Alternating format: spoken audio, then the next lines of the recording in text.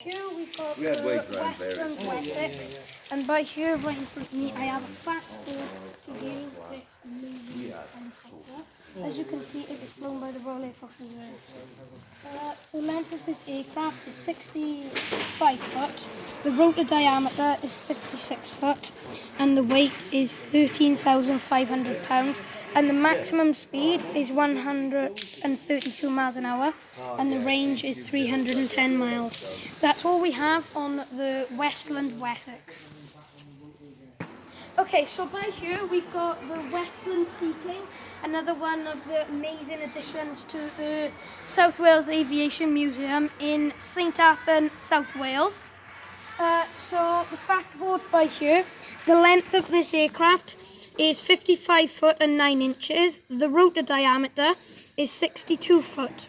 The height is 16 feet and 10 inches. The maximum takeoff weight is 221,500 pounds, 9,751 kilograms.